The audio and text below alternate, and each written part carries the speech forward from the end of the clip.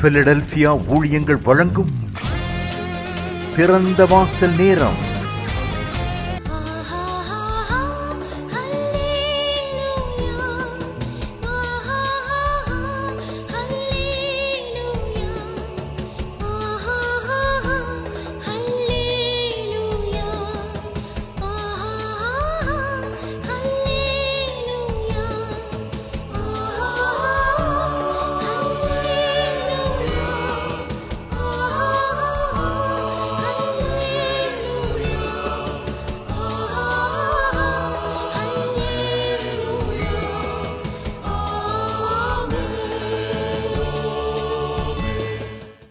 ஆண்டவரும் இரட்சகருமாகிய இயேசு கிறிஸ்துவின் நாமத்தினாலே பிலதெல்பியா ஊழியங்களின் சார்பாக தேவ பிள்ளைகள் உங்கள் ஒவ்வொருத்தரையும் வாழ்த்துகிறோம்.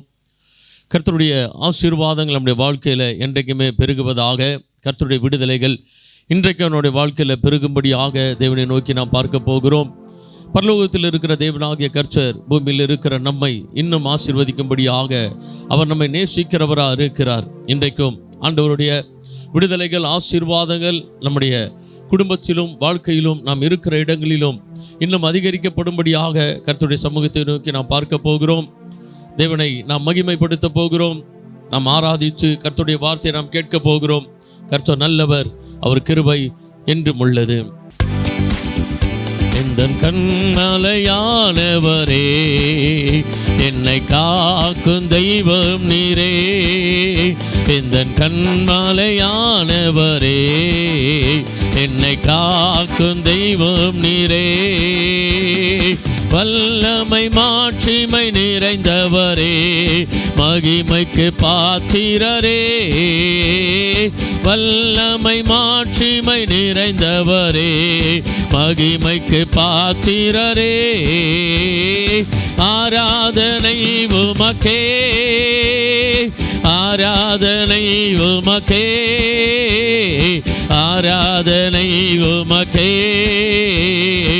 ஆராதனை உமக்கே, ஆராதனை உமக்கே, ஆராதனை உமக்கே, ஆராதனை உமக்கே, ஆராதனை உமக்கே.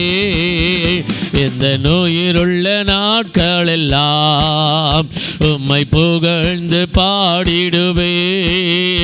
எந்த நோயிருள்ள நாட்களெல்லாம் உம்மை புகழ்ந்து பாடிடுவேன்.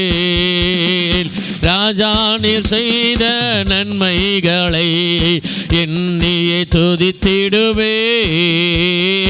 ராஜா நீர் செய்த நன்மைகளை எண்ணியே துதித்திடுவேன். ஆராதனை உமக்கே, ஆராதனை உமக்கே, ஆராதனை உமக்கே, ஆராதனை உமக்கே, ஆராதனை உமக்கே, ஆராதனை உமக்கே, ஆராதனை உமக்கே, ஆராதனை உமக்கே. கர்த்தர் நல்லவர், அவர் கிருபை என்றும் உள்ளது.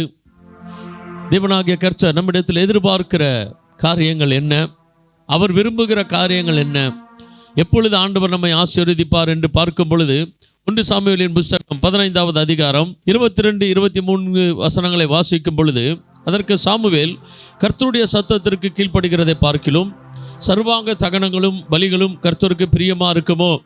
பலியை பார்க்கிலும் கீழ்ப்படிதலும் ஆட்டுக்கடாக்களின் இனத்தை பார்க்கிலும் செவி கொடுத்தலும் உத்தமும். இரண்டகம் பண்ணுதல் பில்லி சுனிய பாவத்திற்கும் முரட்டாட்டம் பண்ணுதல் அவபக்திக்கும் விக்கிரக ஆராதனைக்கும் சரியா இருக்கிறது. நீர் கர்த்தருடைய வார்த்தையை புறக்கணித்தபடியினாலே அவர் உம்மை ராஜாவா இராதபடிக்கு புறக்கணித்து தள்ளினார் என்றான். ஆண்டவர் நம்மிடத்தில் எதிர்பார்க்கிற மிக மிக முக்கியமான காரியங்கள் என்ன, குணாதிசயங்கள் என்னவென்றால், எல்லாவற்றை பார்க்கிலும் ஆண்டவருக்கு கீழ்ப்படுகிறதை தான் ஆண்டவர் நம்மிடத்தில் எதிர்பார்க்கிறார். சவுல் இஸ்ரவேலருக்கெல்லாம் ராஜாவா இருந்தாலும் சவுலினிடத்தில் ஒரு வேலையை செய்ய சொல்லி சாமுவேல் தீர்க்கதரிசியின் மூலமாக கர்த்தர் பேசுகிறார். அமலேக்கியரை முற்றிலுமாக சங்கரிக்க வேண்டும் என்று ஆண்டவர் சொல்லுகிறார். ஆனால் சவுலோ அமலேக்கியரை முற்றிலுமாய் சங்கரிக்காமல் அந்த ராஜாவை உயிரோடு வைக்கிறான், ஆடு மாடுகளை உயிரோடு வைக்கிறான். கேட்கும் பொழுது நலமான எல்லாவற்றையும் தேவனுக்காக பலியிட வேண்டும் என்று முற்றிலுமாய் வைத்தேன், நலமானவைகளை நான் வைத்துக் கொண்டேன் என்று சொல்லுகிறான். ஆனால் ஆண்டவருடைய எண்ணம், ஆண்டவருடைய சிந்தை என்னவென்றால், அவர் என்ன சொல்லுகிறாரோ அதை முற்றிலுமாக நாம் செய்ய வேண்டும் என்பதை தான் ஆண்டவர் விரும்புகிறார். அதற்கு மேலாக நம்முடைய ஒரு சில சிந்தனைகளை, எண்ணங்களை தேவன் விரும்புவது கிடையாது. இந்த இடத்துல சவுல் அதுதான் செய்கிறான். நலமானதை எல்லாம் நான் ஆண்டவருக்காக வைத்திருந்தேன் சொல்லுகிறான்.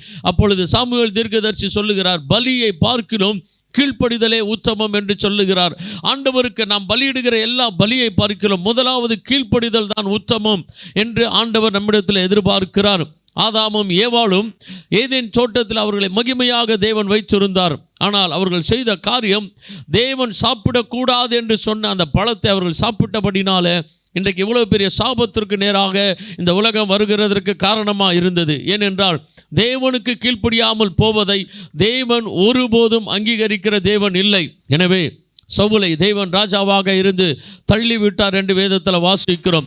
கீழ்ப்படிதலினால வருகிற சாபங்கள், கீழ்ப்படிதலினால வருகிற ஆசீர்வாதங்கள் எல்லாவற்றையும், கீழ்ப்படியாமையினால சாபங்களும் கீழ்ப்படிதலினால ஆசீர்வாதங்களையும் தேவன் நமக்கு கொடுக்கிறவராக இருக்கிறார். முதலாவது பார்க்கும் பொழுது ஒரே தண்ணீர் நம்முடைய வாழ்க்கையில் எப்படி மாறுகிறது என்றால், யாத்திராகமத்தின் புத்தகம் 7வது அதிகாரத்தில் நாம் பார்க்கும் பொழுது எகிப்து தேசத்தில் பார்வோனை குறித்து வேதவசனம் சொல்லப்படுகிறது. பார்வோன் தேவனுடைய வார்த்தைக்கு செவி கொடுக்காமல் போனான், அவனுடைய இருதயம் கடினப்பட்டது.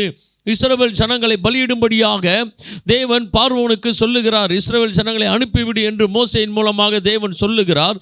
ஆனால் பார்வோனோ தேவனுடைய சத்தத்திற்கு செவி கொடாமல் போகிறான்.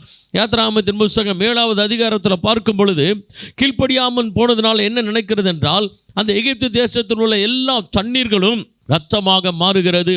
யாத்திராகமத்தின் புத்தகம் 7வது அதிகாரம் 17-18 வசனங்களை வாசிக்கும் பொழுது, இதோ என் கையில் இருக்கிற கோலினால் நதியில் இருக்கிற தண்ணீர் மேல் அடிப்பேன், அப்பொழுது அது இரத்தமாய் மாறி நதியில் இருக்கிற மீன்கள் செத்து நதி நாரிப்போம். அப்பொழுது நதியில் இருக்கிற தண்ணீரை எகிப்தியர் குடிக்க கூடாமல் அரோசிப்பார்கள். இதனால் நானே கர்த்தர் என்பதை அறிந்து கொள்வா என்று கர்த்தர் சொல்லுகிறார் என்று சொல் என்றார். ஏனென்றால் 14வது வசனத்தில் வாசிக்கும் பொழுது, அப்பொழுது கர்த்தர் மோசையை நோக்கி, பார்வோனின் இருதயம் கடினமாயிற்று, ஜனங்களை விடமாட்டேன் என்கிறான். ஜனங்களை விடமாட்டேன் என்கிறான். ஆண்டவர் ஜனங்களை விடு என்று சொல்லுகிறார், ஆனால் பார்வோன் ஜனங்களை விடமாட்டேன் என்று சொல்லுகிறான். இதனால் என்ன நடந்தது? அந்த எகிப்தியரை தேவன் பலவிதமான வாதைகளினால் வாதித்தார். அப்படிப்பட்ட ஒரு வாதை, அந்த எகிப்து தேசத்தில் இருந்த தண்ணீர் எல்லாம் இரத்தமாய் மாறிவிட்டது. அந்த நதிகளில் இருக்கிற தண்ணீர் மாத்திரமல்ல, அவர்களுடைய வீடுகளில் இருந்த தண்ணீர், வாய்க்கால்களில் இருந்த தண்ணீர், அந்த எகிப்து தேசத்தில் எகிப்தியரிடத்தில் எங்கெல்லாம் தண்ணீர்கள் இருந்ததோ அவருடைய வீடுகளில் இருந்து எல்லா இடத்திலும் இருந்த தண்ணீர் இரத்தமாய் மாறிவிட்டது. எனவே என்ன நடந்தது? அதில் உள்ள எல்லா மீன்களும் செத்து போய்விட்டது, எல்லா உயிரினங்களும் செத்து போய்விட்டது. எகிப்தியர் தண்ணீர் இல்லாமல் பயங்கரமாக கஷ்டங்களை அனுபவிக்க வேண்டியதாக இருந்தது. ஆண்டவருடைய வார்த்தைக்கு செவி கொடாமல் போனால் மிகப்பெரிய கோப ஆக்கினை, தேவனுடைய கோப ஆக்கினை, தேவனுடைய மிகப்பெரிய ஆக்கினை தீர்ப்பு அவர்கள் மேல் வருகிறதா இருக்கிறது. இன்றைக்கு நமக்கு பக்தி இருக்கலாம், ஆண்டவரை தேடுகிற பக்தி நமக்கு இருக்கலாம், அது தேவைதான். ஆண்டவரை ஆராதிப்பது, ஆண்டவருக்காக காணிக்கை கொடுப்பது, வேதத்தை வாசிப்பது எல்லாம் நன்மைதான், எல்லாம் நன்மை. எல்லாவற்றை பார்க்கிலும் ஆண்டவர் அவர் என்ன சொல்லுகிறாரோ அதற்கு நாம் கீழ்ப்படிய வேண்டும் என்று விரும்புகிறார். நம்முடைய ஒரு சொந்த யோசனையை நாம் அதில் வைக்கக்கூடாது. தேவன் என்ன சொல்லுகிறார்? பிரயோஜனமானவைகளை உனக்கு போதித்து நீ நடக்க வேண்டிய வழியிலே உன்னை நடத்துகிற உன் தேவனாகிய கர்த்தர் நானே என்று சொல்லுகிறார். முதலாவது, ஒரு தண்ணீர் இரத்தமாய் மாறிவிட்டது. மனிதர்களுடைய வாழ்வாதாரத்திற்கு வாழ வேண்டிய ஒரு தண்ணீர் இரத்தமாய் மாறிவிட்டது.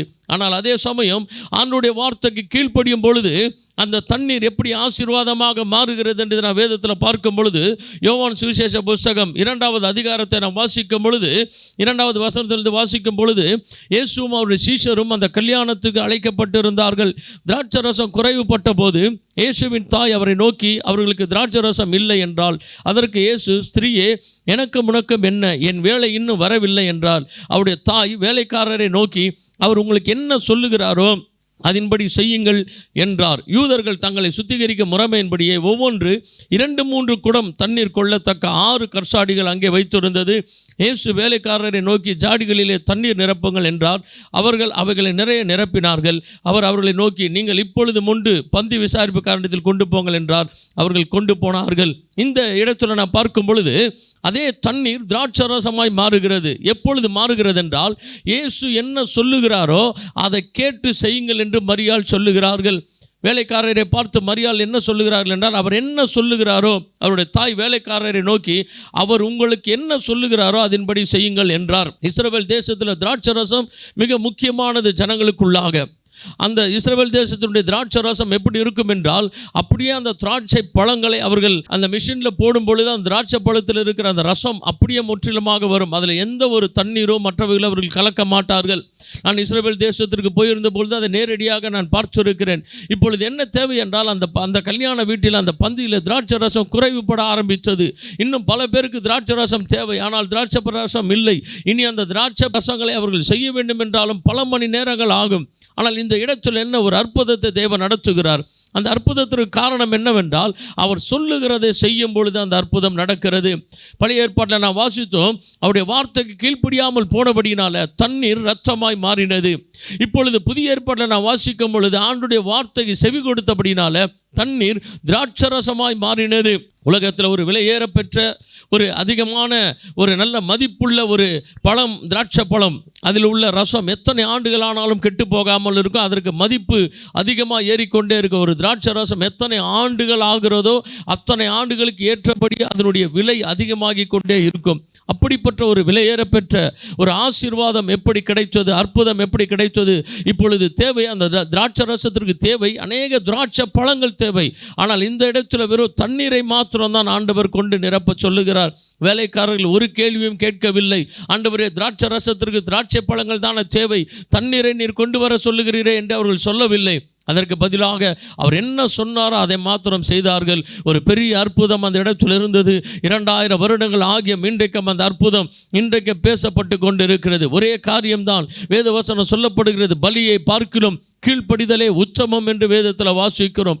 ஆண்டவர் என்ன சொல்லுகிறாரோ அதை நாம் செய்ய வேண்டும். பல நேரங்களில் அவர் சொல்லுகிறது நமக்கு பிடிக்காமல் இருக்கலாம். ஆண்டவர் என்ன இப்படி சொல்லுகிறாரே என்று கூட நாம் நினைக்கலாம். இல்லை, அதில் தான் தேவன் ஆசீர்வாதத்தை வைத்திருக்கிறார். நம்முடைய வாழ்க்கையினுடைய மிக முக்கியமான நோக்கம், நம்மை உண்டாக்கின தேவனுக்கு எல்லா காரியத்திலும் கீழ்ப்படிந்து நடக்கிறவர்களாக நாம் இருக்க வேண்டும். அவர் நம்ம எப்படி பயன்படுத்துகிறாரோ, அவர் நம்ம எப்படி வைத்திருக்கிறாரோ, அவருடைய சுத்தத்தின்படி நாம் இருக்கிறவர்களாக இருக்கும் பொழுது நம்முடைய வாழ்க்கை எப்பொழுதுமே அற்புதமாய் மாறுகிறதா இருக்கிறது. அநேகர் நம்மை குறித்து ஆச்சரியப்பட்டு சொல்லக்கூடிய அளவுக்கு அற்புதமான வாழ்க்கையாக தேவன் நம்முடைய வாழ்க்கையை மாற்றுகிறார். அந்த கானாவூரில் நடந்த அந்த திருமணம் இன்றைக்கும் அற்புத சாட்சியாக மாறினது போல இன்றைக்கு நம்முடைய வாழ்க்கையில் உள்ள ஒவ்வொரு காரியங்களும் தேவன் அற்புத சாட்சியாக மாற்றுவதற்கு அவர் ஆயத்தமுள்ள தேவனாக இருக்கிறார். பார்வோனுடைய இருதயம் கடினப்பட்டு தேவனுடைய வார்த்தைக்கு அவன் செவி கொடாமற் போனான். எனவே வாழ வேண்டிய ஜீவனுக்கு ஆதாரமான தண்ணீர் இரத்தமாய் மாறினது. ஏராளமான ஜீவராசிகள் மரித்து போனது. நிறைய கஷ்டங்கள், நிறைய பிரச்சனைகள் எகிப்தில் வந்ததற்கு காரணம் பார்வோனுடைய இருதயம் தேவனுடைய வார்த்தைக்கு விரோதமாய் காணப்பட்டது, கடினப்பட்டது. ஆனால் இந்த இடத்துல மரியாள் சொல்லுகிறார்கள், இயேசு கிறிஸ்து என்ன சொல்லுகிறாரோ அதன்படி செய்யுங்கள் என்று சொல்லும் பொழுது அந்த தண்ணீர் திராட்சரசமாய் மாறினது. ஒரே தண்ணீர் ஒரு இடத்துல ரத்தமாய் மாறுகிறது, ஒரு இடத்துல திராட்சரசமாய் மாறுகிறது. இன்றைக்கு நம்முடைய வாழ்க்கையில் தேவன் அற்புதத்தை செய்ய வேண்டுமா, இல்லை தேவனுடைய கோபம் வர வேண்டுமா என்பதை நாம் தான் தீர்மானிக்கிறோம். தேவனுடைய வார்த்தைக்கு கீழ்ப்படிந்து போவோம் என்றால் நம்முடைய வாழ்க்கை அற்புதமாய் மாறும். சாதாரணமான தண்ணீர் விலையேறப்பெற்ற திராட்சரசமாய் மாறுவது நாம் தேவனுக்கு கீழ்ப்படிந்து போவதனால. அதே சமயம் தேவனுக்கு கீழ்ப்படியாமல் போகும் பொழுது ஜீவனுக்கு ஆதாரமான வாழ்க்கைக்கு தேவையான நல்ல தண்ணீர் கூட இரத்தமாய் மாறி ஆசீர்வாதம் சாபமாய் மாறுகிறதா இருக்கிறது. நம்மை உண்டாக்கின தேவனுக்கு முன்பாக நாம் பணிந்து குனிந்து முழங்காற்படியிட கடவோம் வாருங்கள் என்று வேதத்தில் வாசிக்கிறோம்.